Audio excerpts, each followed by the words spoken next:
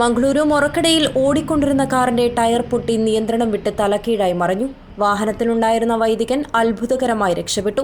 ബൊണ്ടൽ Saint Lawrence shrine and church വികാരി father Andrew Leo ഡിസൂസിയാണ് അപകടത്തിൽ നിന്നും തലനാരിഴയ്ക്ക് രക്ഷപ്പെട്ടത്.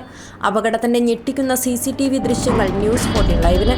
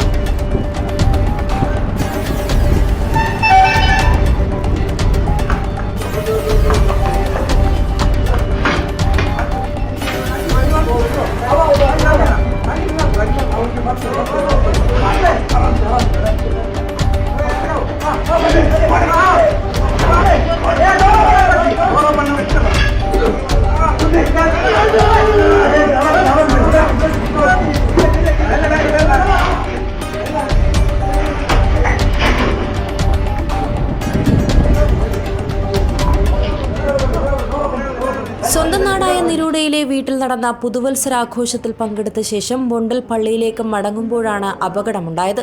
മറക്കടയിൽ വെച്ച് കാറിന്റെ ടയർ പൊട്ടിത്തെറിച്ചതിനെ തുടർന്ന് വാഹനത്തിന് നിയന്ത്രണം നഷ്ടപ്പെടുകയായിരുന്നു. കാർ റോഡിൽ നിന്ന് തെന്നിമാറി റോഡിന് താഴെയുള്ള ഒരു വീടിന്റെ മുറ്റത്തേക്ക് മറിഞ്ഞു വീഴുന്നതായി CCTV ദൃശ്യങ്ങളിൽ കാണാം. അപകടം കണ്ടയുടൻ തന്നെ ആളുകൾ ഓടിക്കൂടുകയും മറിഞ്ഞ കാറിൽ നിന്നും ഫാദർ ഡിസൂസിയെ സുരക്ഷിതമായി പുറത്തെടുക്കുകയുമായിരുന്നു.